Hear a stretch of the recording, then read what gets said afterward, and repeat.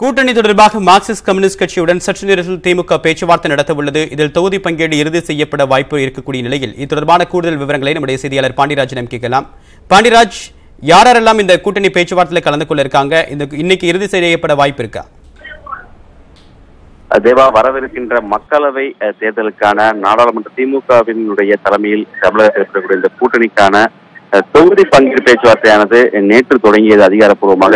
நேற்றைய தினம் தமிழ்நாடு காங்கிரஸ் கமிட்டியினுடைய தலைவர்கள் மற்றும் அகில இந்திய தலைவர்கள் மற்றும் மேலிட பொறுப்பாளர்கள் திமுக காங்கிரஸ் தலைமையிலான கூட்டணியில் காங்கிரஸ் கட்சிக்கு ஒதுக்கக்கூடிய தொகுதி பங்கீடு குறித்து நேற்று பேச்சுவார்த்தை இறுதி செய்து 10 தொகுதிகளை பெற்றிருந்தனர்.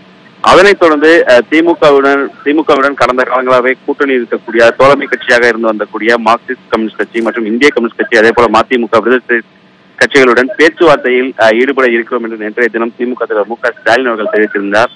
அதன் அடிப்படையில் இன்று காலை 10:30 மணி அளவில் மார்க்சிஸ்ட் கம்யூனிஸ்ட் கட்சியினுடைய மாநில செயலாளர் கே. பாலகிருஷ்ணன் உள்ளிட்ட முக்கிய நிர்வாகிகளுக்கு திமுகவினுடைய தொகுதி பங்கீட்டு குழுவினுடைய தலைவர் துரைமுருகன் தலைமையிலான குழு பேச்சுவார்த்தையில் ஈடுபட இருக்கிறது.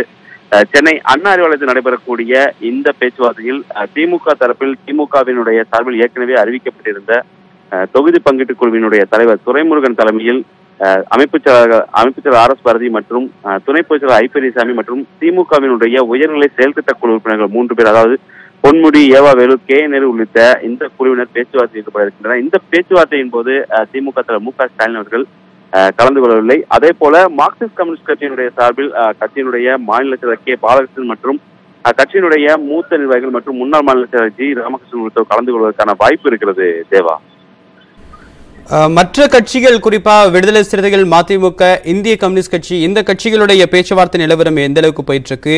முதல்ல மார்க்சிஸ்ட் கம்யூனிஸ்ட் கட்சிக்கு அழைப்பு விடுக்கப்பட்டிருக்கா, இல்ல அடுத்தடுத்து மற்ற கட்சிகளுடைய பேச்சுவார்த்தை இன்னைக்கே நடைபெற வாய்ப்பு இருக்கா? தேவா, தொடர்ச்சியாக திமுக தலைவர் ஸ்டாலின் அவர்களுக்கு மாநிலம் முழுவதும் பல்வேறு நிகழ்ச்சிகள் இருக்கிறது.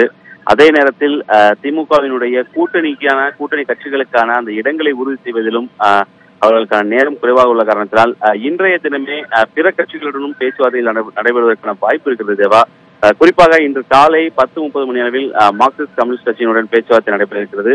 அதனைத் தொடர்ந்து பிற்பகலில் இந்திய கம்யூனிஸ்ட் கட்சியினுடனும் மாலையில் விடுதலை சிறுத்தைகள் கட்சியினுடனும் பேச்சுவார்த்தை நடைபெறுவதற்கான வாய்ப்பு இருக்கிறது. குறிப்பாக இன்றைய தினம் மாலை விடுதலை சிறுத்தைகள் கட்சி பேச்சுவார்த்தைக்கு அழைக்கப்படுவதற்கான சாத்தியக்கூறுகள் அதிகமாக காணப்படுகிறது. தேவா, திமுக மார்க்சிஸ்ட் கம்யூனிஸ்ட் கட்சியிடையே தற்போது இன்னும் கூட்டணி தொடர்பான பேச்சுவார்த்தை நடைபெற இருக்கிறது. இது தொடர்பான கூடுதல் விவரங்களை கொடுத்தீங்க பாண்டியராஜன். உங்களுடைய விரிவான தகவல்களுக்கு நன்றி.